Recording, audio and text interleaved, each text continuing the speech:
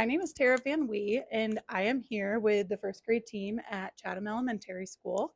Over here, we have Cassidy Flanagan, who Hi. is the first grade team leader.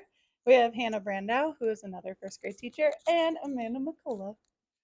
I too was once on the first grade team as well. I currently teach second grade, and we are here to talk about how the elementary school approaches tiered intervention with our students. And the first grade team has come up with a really creative way. So today we're going to talk about that as well as some things about AI and how we could use that to support our students as well. So the first question that I present you guys with is how do you guys provide students in your classroom with tiered intervention support?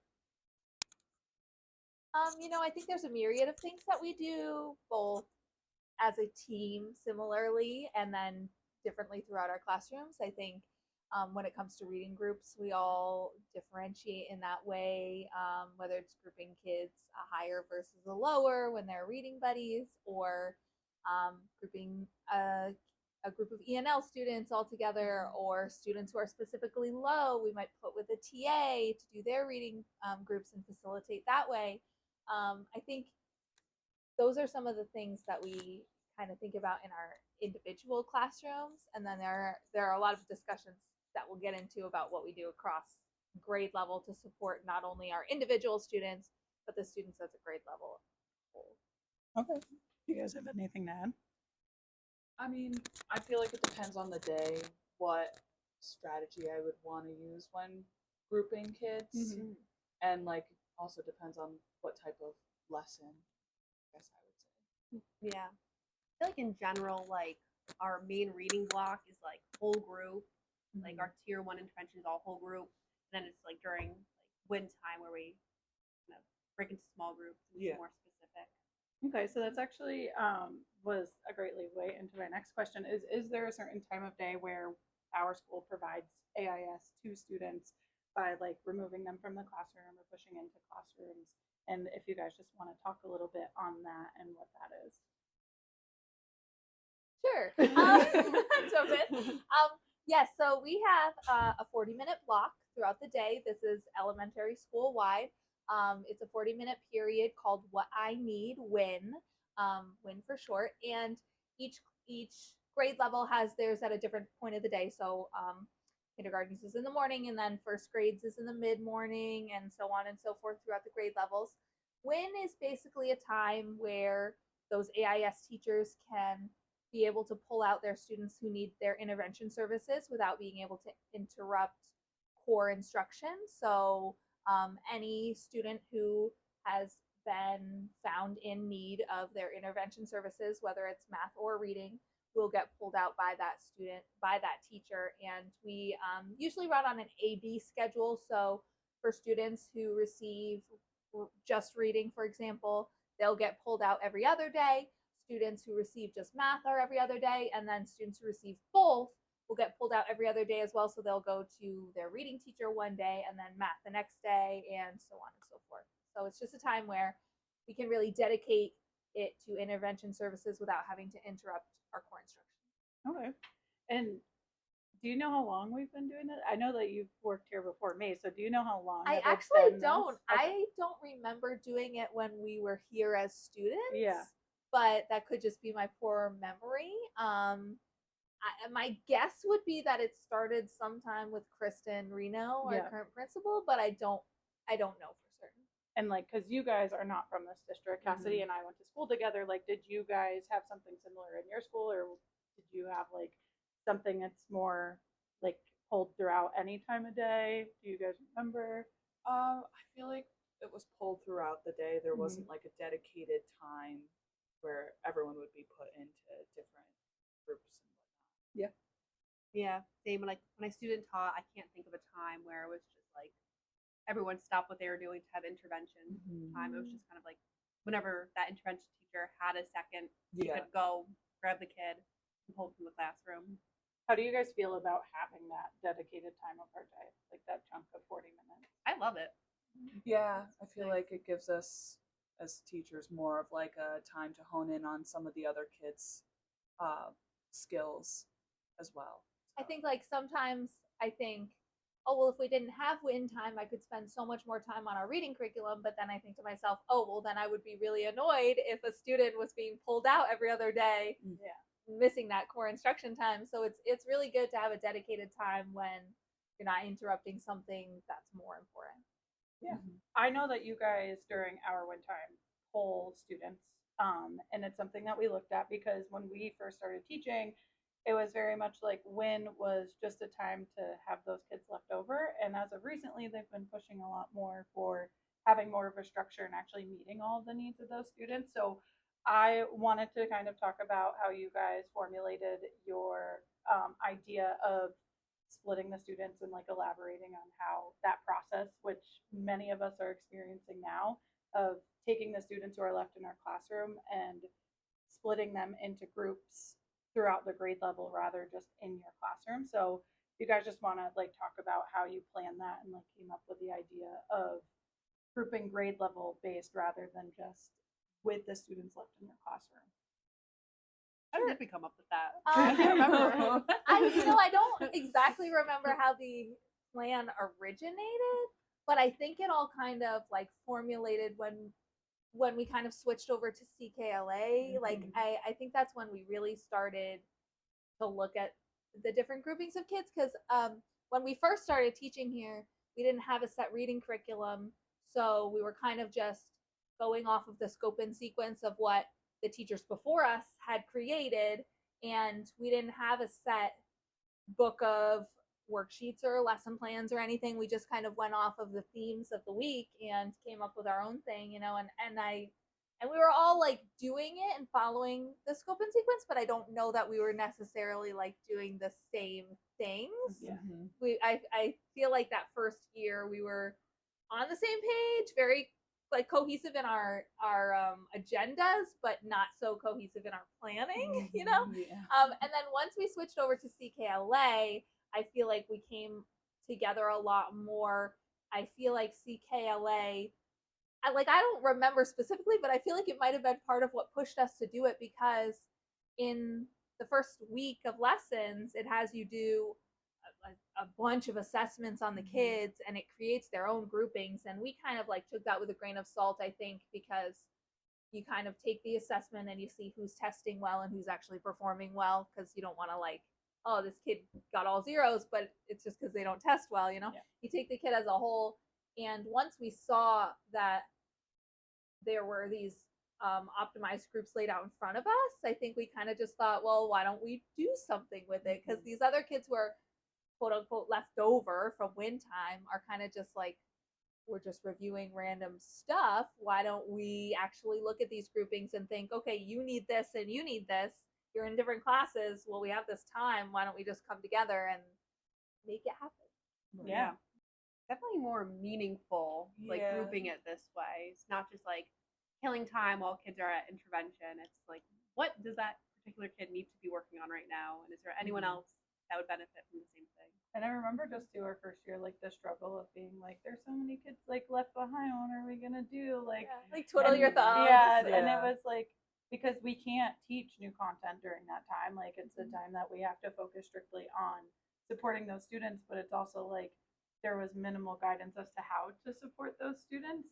So I think it was like really admirable to like see you guys work together as a team to split the groupings down and like figure that out. And that was honestly kind of a stepping stone, because now we know that a lot of people, it's kind of like you guys are used as the prime example of like, this is how a win time should run. Oh, poor us.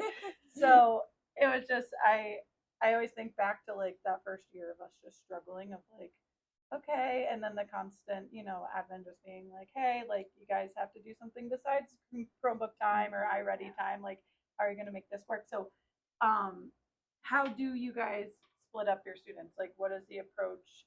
Like, do you use testing scores from CKLA? Is it just CKLA and reading? Is it math? And like, how do you form those groups that you guys have?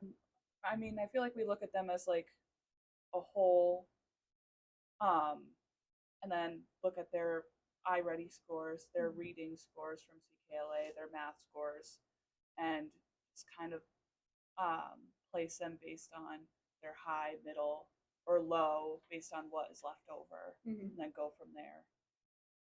Do you guys, like, when you group them, do you have like a spreadsheet or anything of some sort where like you can see like, or is it just kind of you look at them in your classroom as high, middle, low, and then group that way?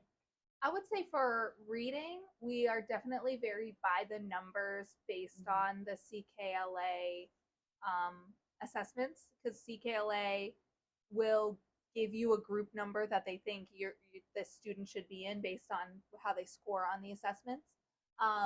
For math, I feel like it's more of a whole rounded approach, and we'll use some of the assessments that we use on the early report cards and how the kids are falling. If we see some kids who already can add within 10 and some kids who are still counting on their fingers, I think that kind of plays a part. But I think one of the most important things about our groups is that we're not afraid to be fluid with them, especially at the beginning of the year. When we do all these assessments, we do them within the first month of school, and we're still getting to know the kids, so we do have to take their classroom behaviors and performance a lot into account. And like as we're going along, if one of us is working with the lower kids and they say, oh, this kid is actually really excelling at these activities that we've been doing, you might want to consider bringing them into the different group, or vice versa. If they're high and they're struggling, you might want to say, we're not afraid to change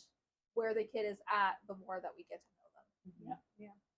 Do you guys have, so I know that you said you group based on low, middle, and high. So do you guys have like a system, or certain teachers take certain groups of students? Like how does that kind of planned out? Like was it due to, are you pulling students based on like any certifications or things, or is it just like, oh, I'll take this group? Like how did you guys decide who took which group of students throughout the grade level? I think we kind of just sat down and said, who wants which group? Yeah, I think so. I don't think it was like a lot of discussion. I think we just said like, oh, I'll take this group, I'll take this group, I'll take this group, Right. It wasn't, I feel like we're also like, We all could have done any of it. group, Yeah, we're very teamwork oriented. I feel like Yeah. that we didn't really have big arguments about, oh, I need to have this group, I know Yeah. exactly what I want to do with them, I think. Have you guys, I know, because now you've been doing it for a couple of years now, have you guys like considered, have you kept that same level of group these past couple of years? Like if you taught low, do you teach low still? Like have you talked about switching up? Like, oh, I taught low last year, do you want the high kids? Like have you done that at all, or even transitioned like through some of the trimesters? I think I might have been the only one who switched when we went from a team of 4 when you were here.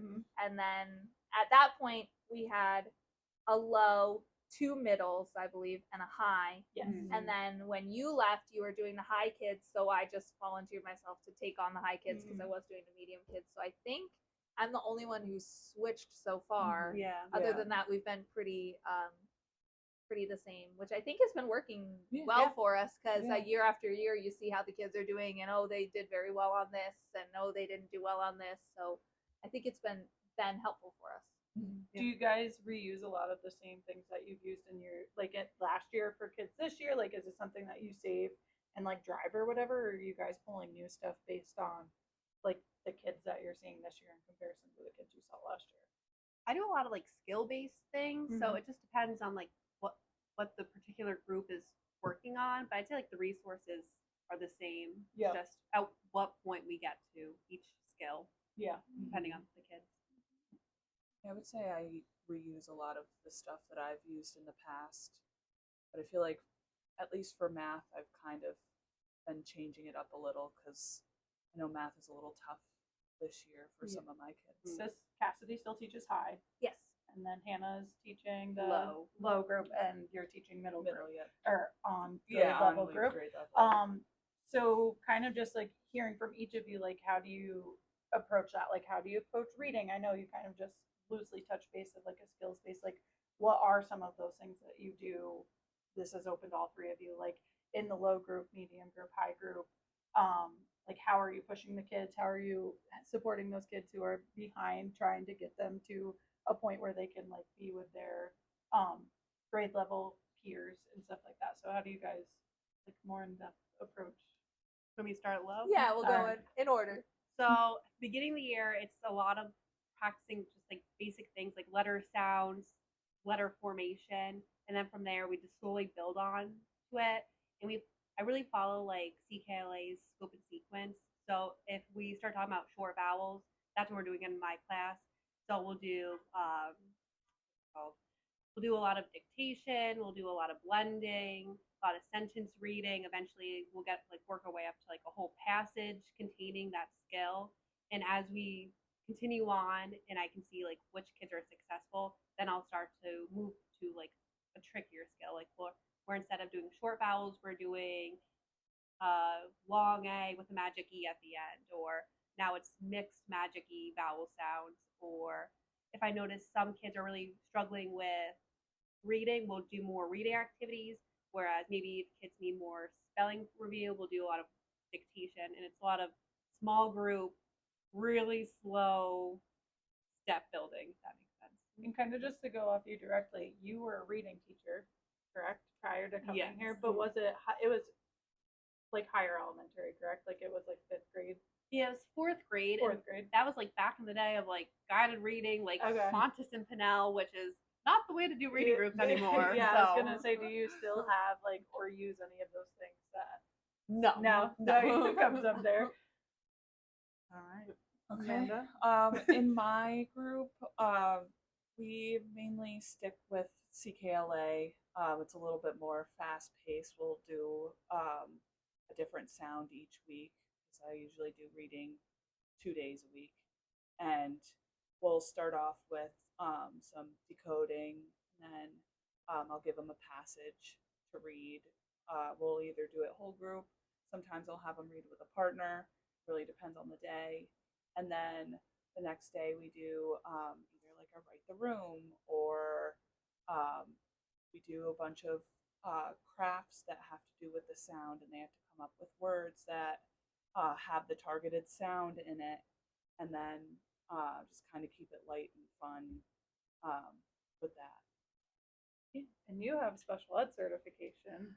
I know that you don't do. have experience like in the classroom as a special ed teacher. No, I mean just my student teaching. Okay. Do you use any of those things when it comes to like your groups or interventions? Like any of your skills there, or it's more so like your average kid, so it's not. Yeah, it's Okay. more my average kid, Mhm. so Okay. not as much. Yeah. And then Cassidy is the one who is in charge of pushing them further. Yes. So how do you approach that in 1st grade? So, for reading, I kind of look at, okay, most of the students who come to me can read, and some can read pretty fluently, and some can read above grade level. So what we're doing when it comes to reading is more beyond the text kind of work. So we start with chapter books and kind of scaffold throughout the year. My enrichment group is kind of lucky in the way that, like, for the other 2 groups, kids come in and out of AIS pretty frequently. They're in reading intervention one semester and not the next, blah, blah, blah. So you get different kids, different groups.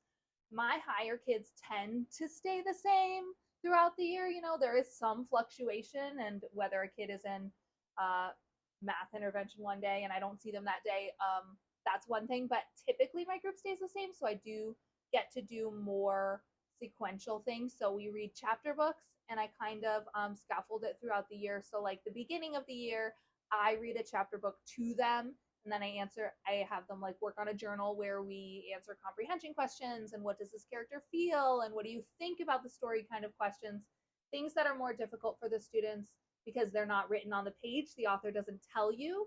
The kids get thrown off by it. You know, they have to think beyond the text, and what do you think the character's intention behind this action was. And then as we go throughout the year, the chapter book that we're currently reading halfway through the year, we do popcorn reading. And then next semester, we're going to do a Magic Treehouse book study where they're each going to read their own with a buddy. So we'll see how that goes. You know, it always depends year to year who's more independent, who's not. But we really focus on a lot of beyond the text and comprehension questions for reading. When it comes to math, I kind of look at the scope and sequence of our iReady units and then see what we can do to challenge it a little bit more. So I do a lot of the skills that we're currently doing but in a more elevated way. So if we're doing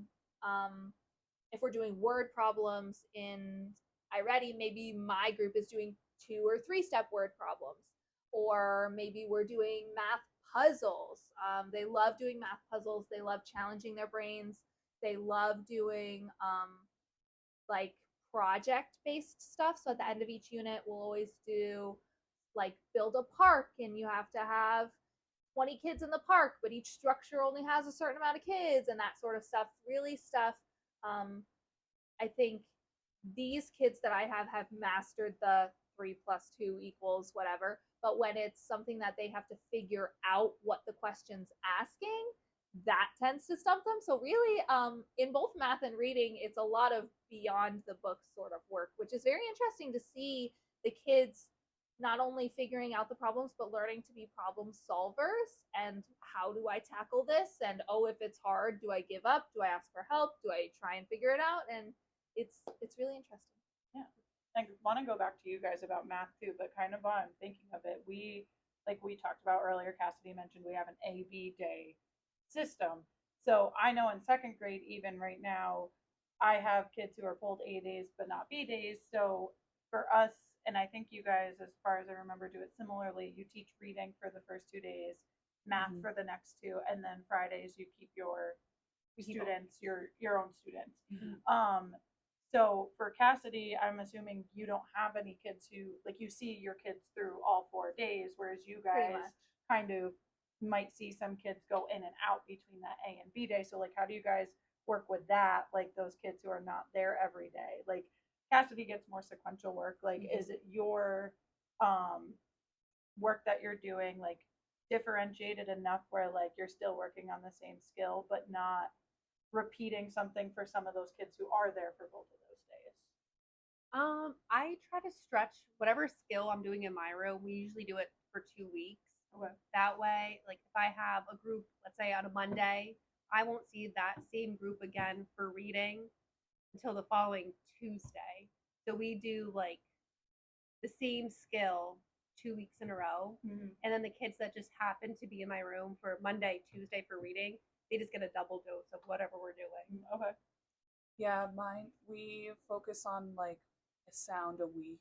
So if they are there the one day and not the next, they're not really missing much because we're still talking about the same sound. Yeah. But it'll just depend on if it's like just passage day or like a fun activity type of day with the sound. I know that that's been interesting for like just even me trying to do with the kids. Just like I have so many kids who are I teach on grade level groups for our grade level, and there are so many kids that I have both days. So like trying to find activities that are the same skill that are different enough to still keep them engaged, and then being like, we worked on this yesterday, like complaining about it. So I know that's one of the things that I've been like trying to work and navigate as well, like still providing them that practice and support and even that little push on certain skills, but also making sure it's different enough so they're not like complaining about it or getting bored with it. But I do want to jump back to math. We'll start with Hannah again, just because you guys have the low. So like, what are your low students looking like right now for math? Like, what are you trying to push with them? Right now, we are still doing number formation, especially like in 2-digit numbers. We've moved on. We're now like working on like numbers 50 to 100, just making sure like we're testing, like make sure our letters are facing the right way. We're starting our numbers from the top versus the bottom. We're doing a lot of skip counting, a lot of counting on. So one of the games we play every morning is I have a ball and I just toss a kid the ball and I say a number and they just need to count on from there. We're really trying to get in the habit of that. Not relying on our fingers when we're adding, like really basic, simple skills. Okay.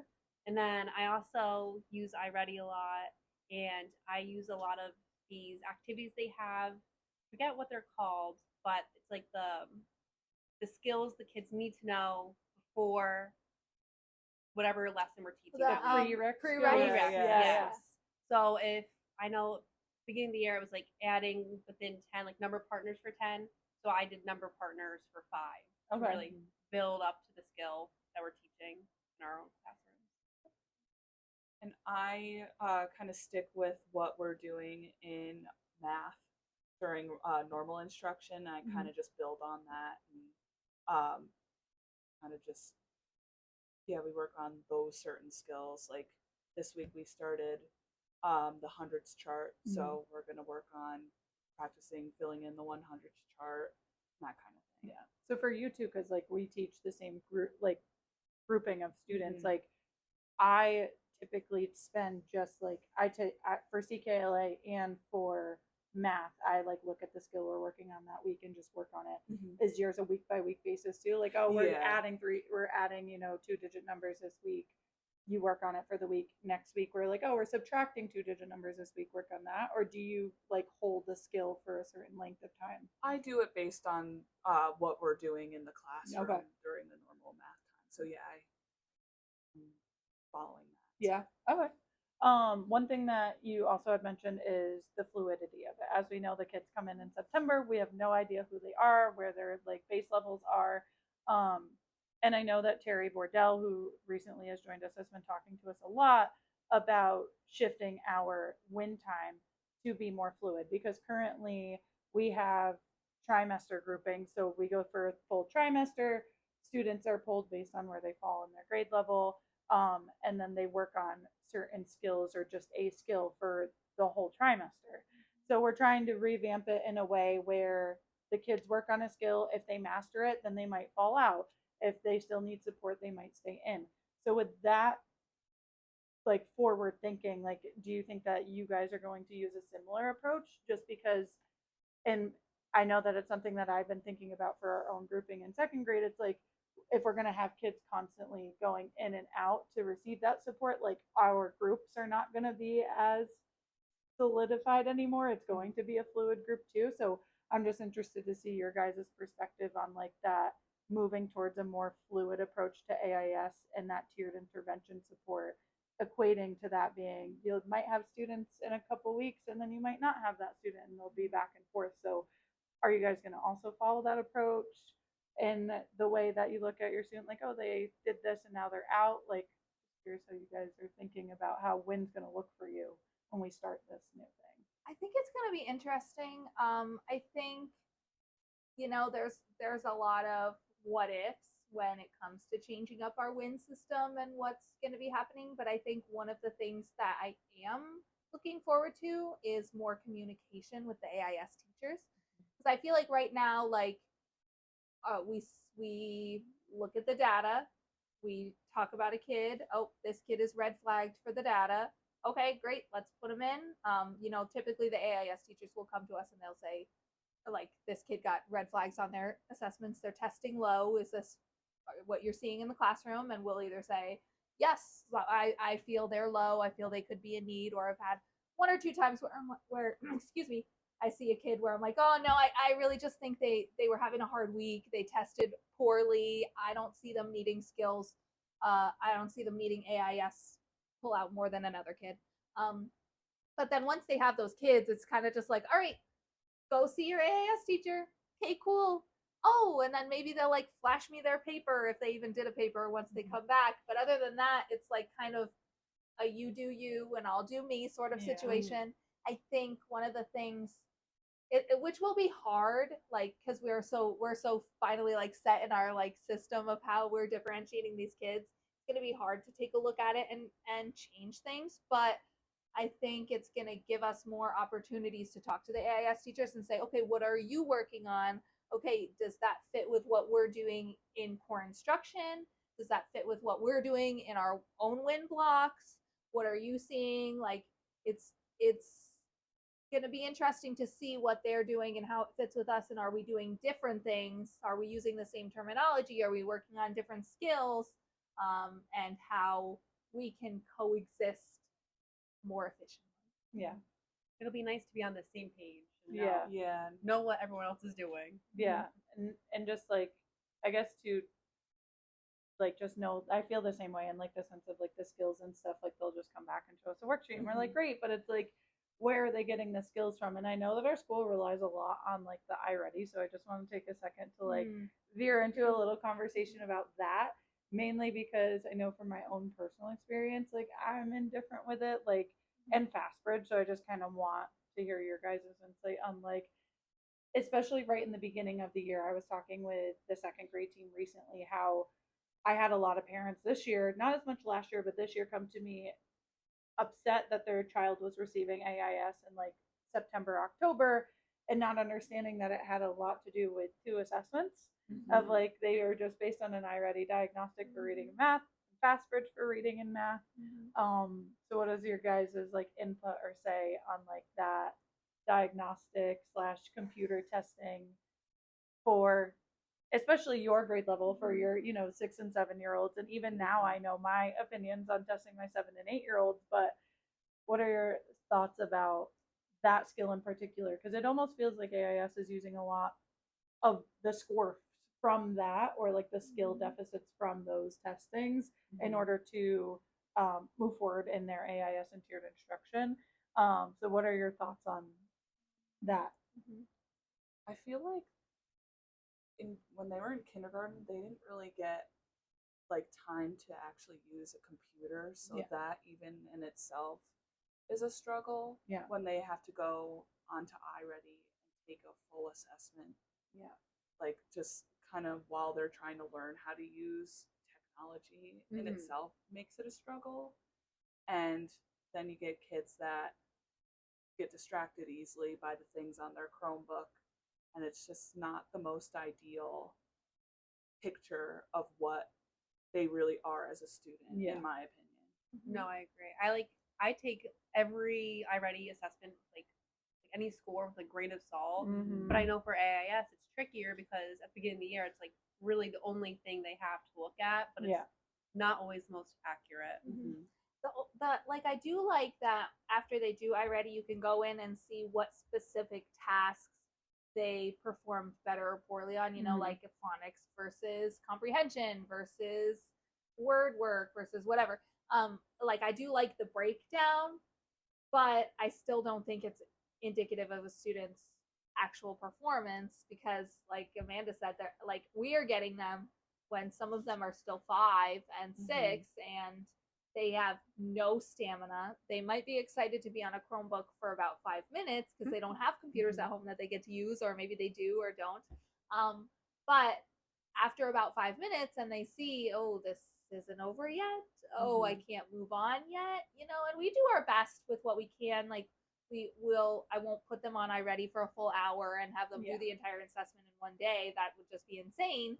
But it's very hard because you have 14, 16 plus students in the classroom that you're trying to walk around and monitor, and one kid is really taking their time and they're really mindful about their work, and another kid is done in 5 minutes because they just click, click, click, click, click, and there's nothing you can do about it. I can't help them aside from having the kids sit next to me and read me each question and tell me what it's asking. But even then, it's just this generation of students has a really hard time being prideful in their own work and understanding why they need to do well.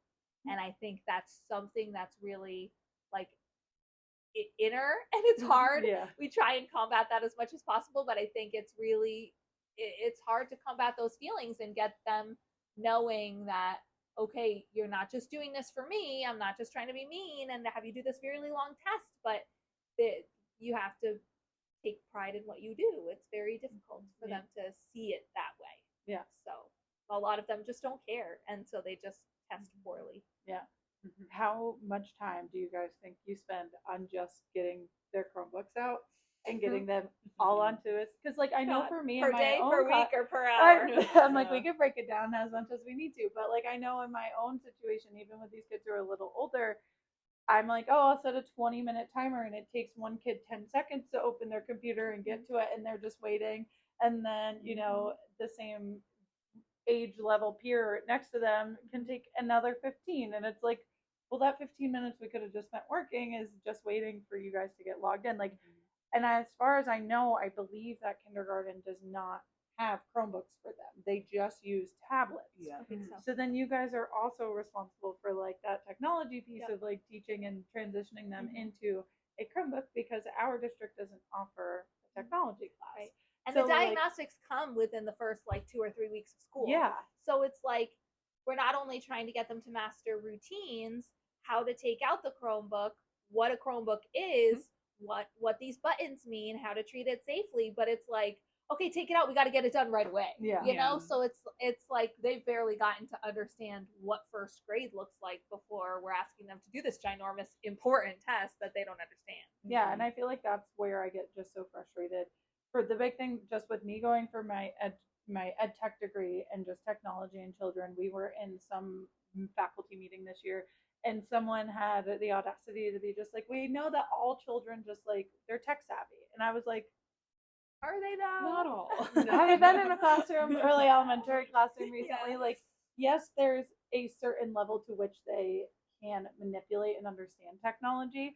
They're but the quick amount learners. yes, Mhm. but the amount of students who lack that implicit direction and instruction on how to use a computer because socioeconomic things like they can't afford to have them at home. They're coming from such different home lives, so they're not seeing this technology on a day-to-day basis.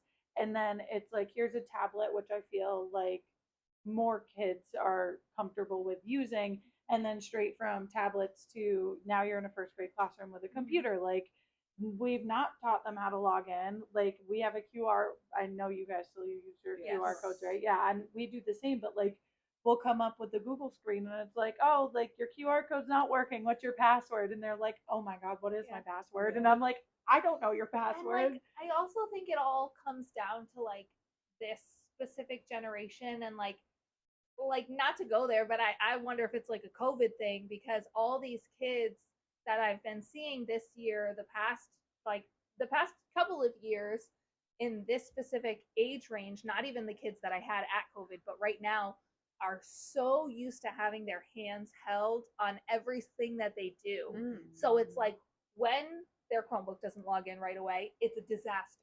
Yeah. When the Wi-Fi has to load for an extra 10 seconds, it's a disaster. When they are shown a question on the iReady that doesn't read it to them, it expects you to read the story all by yourself, it's a disaster. So it's like I think it all goes along together in this something in this generation of they don't know how to problem solve and do things for themselves. Yeah. So that doesn't help anybody. Yes.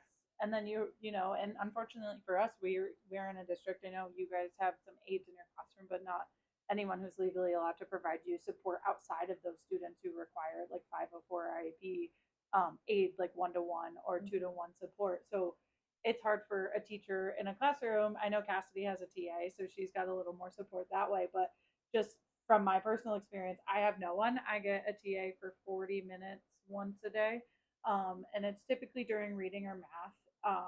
And when it comes to iReady time, we're not using our core content time to do that. So then I've got 18 kids all trying to get on a Chromebook.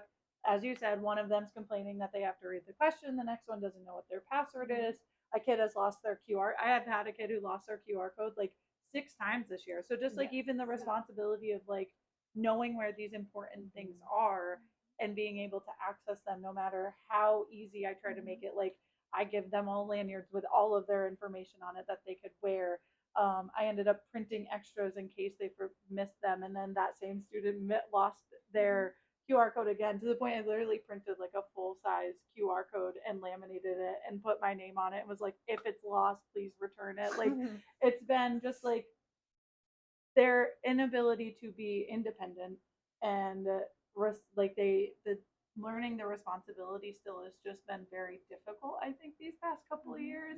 And I don't necessarily know if it is a COVID thing or if it's just like the kids in general, or like, is it not being taught at home? Are we not doing what we can here? Like, there's just so many factors that go into it, but then it just makes it difficult on us, especially when we're using these scores as a way to determine whether or not they're on grade level, below grade level, above grade level.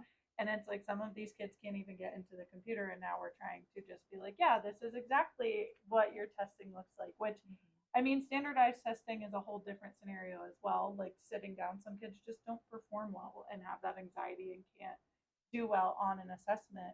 But I know that when we had talked about moving to a more fluid approach in our meeting with Terry and our principal, that our principal very much was like, it's going to be like an iReady, like pushed, like that's what we're using to like kind of gear and like move forward. Like we're gonna let parents know, but it's also like, are parents aware of the behind the scenes of iReady? Like them having this kids having to sit down. I had a kid out for a few weeks, really sick, and we had the diagnostics, and I was like, if you can do them, like if they're feeling up to it, then fine. And their mom was like, I want to help them. Like these questions are really difficult. Like why are they giving them like division and algebra in second grade? And it's like, to some extent, it almost feels like this isn't necessarily the right thing. And one of the things that I brought to the second grade team was that we should be using like kindergarten to first grade in September. They should be using, yes, the iReady because it's a fresh start of the year and FastBridge, but we should also be taking into account the scores that they received at the end of June, because we do have to submit those scores to them. But obviously, at the end of the year, they're not making another AIS grouping. So it's like, what are those scores doing? Yeah. Like we've submitted them to you, but now what happens? And we all know summer regression is a thing, but it's like, you guys are getting all these grade level end of year submissions, and then are they taken into consideration to the length that iReady and FastBridge are taken into consideration? And then for me, I feel like it would make sense of like, okay, well, this is what they were doing in June. Maybe not weigh them as heavy, but still weigh them in there to be like, this is where they were at. So here's where they should start. And then in a few weeks, we can go to it again. But it'll be interesting to see when we have that more fluid approach if it's something that will be considered.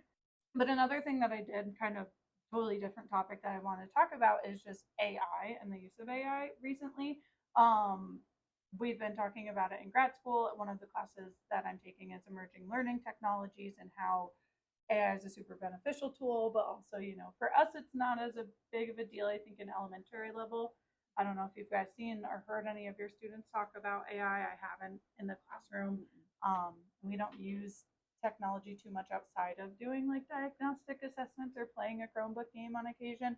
But I'm curious to know, like, do you guys use AI in the classroom for like your tiered interventions, or just like creating lesson plans or doing anything with AI? Go. I've only used like ChatGPT and Magic School to create like dictation lists. Like, please make me a list of 5 words and 2 sentences that include magic-y or the digraph CH, TH, or whatever, and just like quick things like that. I can't find anything online. Do you like can't find anything online? Do you mean like outside of like TPT or like other resource, like teacher? If I'm like avoiding trying to go to teachers pay teachers and paying for something, I'll try to like make it up on my own. And sometimes ChatGPT is just a little quicker. For those mornings when I didn't plan anything. I haven't used it. I feel like I should, because I feel like it would be much easier. I think like if I was going to use it, I guess I would probably use it more during like our theme weeks or something, because we already have CKLA and we already have iReady. I guess like, well, when we move to this more fluid version of AIS and win time, I guess it will probably be more helpful for that to come up with some more individualized lessons to do during win time. That could be a very helpful time.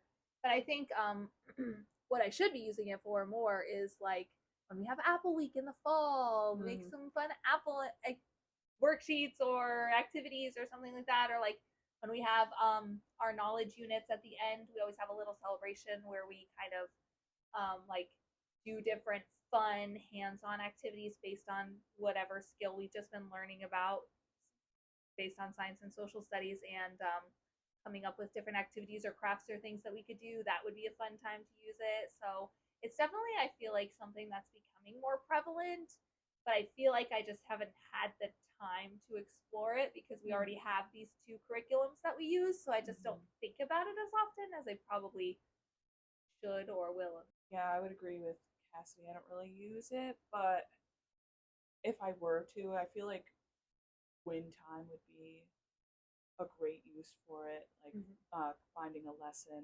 dictation, that kind of stuff. But I don't really use it. Is there a reason like why you don't use it? Is it like a comfortability thing? Is it just I like would not an say interest in it? Comfortability. Okay. And I don't think about it. Yeah. To be honest. Yeah, I mean, Not on the radar. Yeah. It's still fairly new. I guess the big thing for me this year was like right in the beginning of the year. That's like one whole our professional development day. One of them was just all Yeah. AI. Yeah. But kind of just to like give you some, because I've been using them for wind time specifically, and they've been really helpful.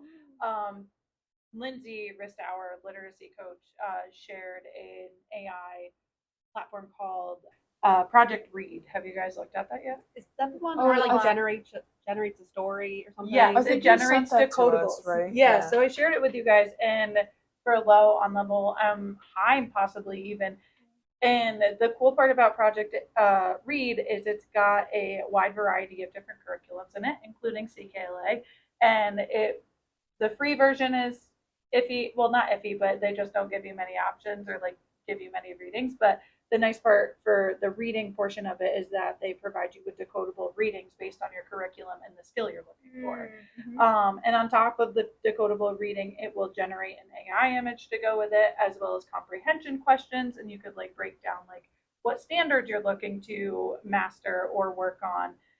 They'll even do like decodable like games and stuff like that. So that's a great one that I've been using to start with that to like look into, because I feel like for me, I was also feeling that like I don't know like how I feel, and I guess from like a college standpoint, I also was like nervous too. We've talked about just like the referencing, and like I know I'm a teacher, but I'm also like, am I cheating by doing this? Like, am I not doing my job?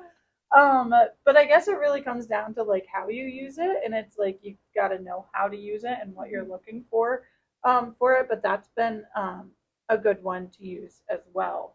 You said you use ChatGPT in Magic School. Yeah. Yeah.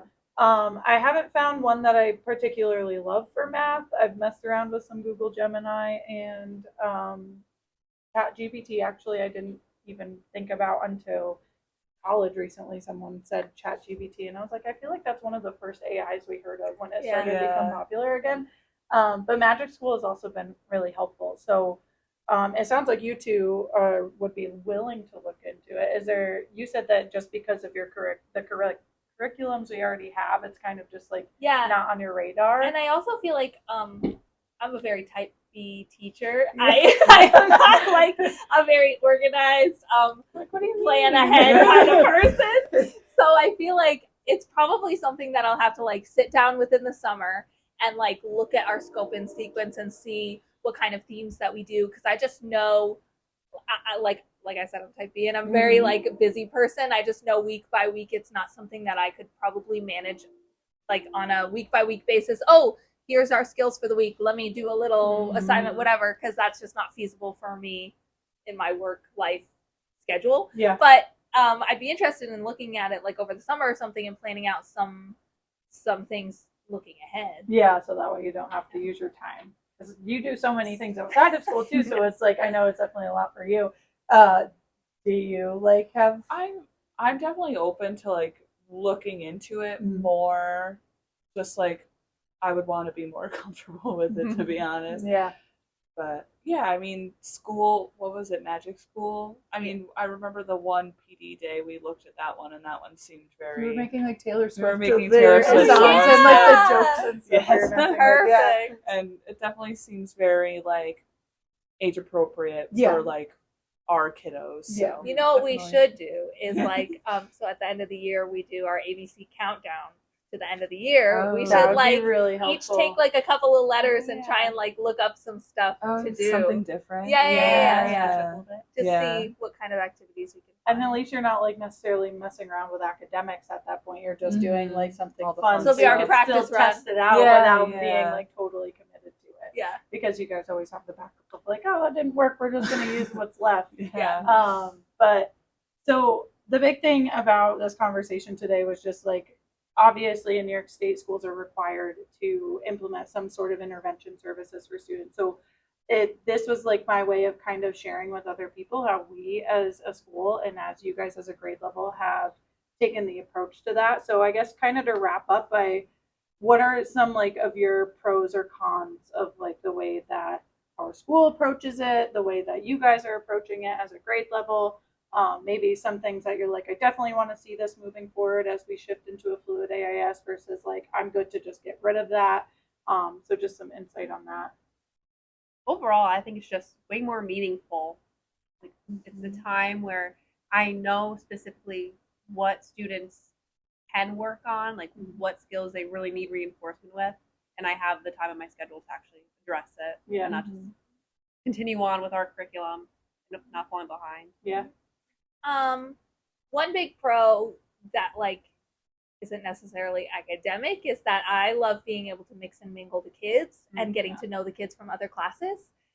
So like when I see them walking in the hall, they always wave at me like, "Oh, that's my wind time teacher," and I remember you. I was in your class, and like when we go to do class placements at the end of the year, it's really helpful to know the kids on the grade level. Because prior to this, our first years, I was like, "Who is that kid? What? I don't know any of your kids in your class," and now we're very mixed and mingled, and especially with the fluidity when kids come in and out, we're getting to know them and who their friends are and how they interact, and I think that is really bonding. Yeah. And to add to that, even like, so say you had someone from Amanda's class and Hannah's class and yours all in one, and you'd be like, that trio's not working. So like when it comes to placement, you could just be like, yeah, we've got to do something to figure that out, which is really helpful too. Yeah, and I like how it gets the kids excited to go out of the classroom to a different room. Yeah. Because I know like having a kid go to win time, like their AIS teacher can kind of be like, oh, why are they going stigmatized there? almost. Exactly. So everybody going somewhere, I feel like makes it all fun for everybody. And even like my kids will sometimes be like, why aren't I going somewhere today? Why am I staying and with I you? have the high kids, and I don't want to tell them. Yeah. You're a high achiever. That's why you're not going anywhere. But I can't tell them that because that's horrible. So I'm just like, oh, I just love you so much. I couldn't give you up. Yeah. That is all I had.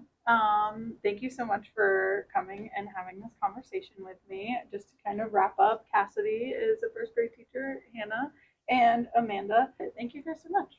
Anytime. Thank you. It's fun to talk about.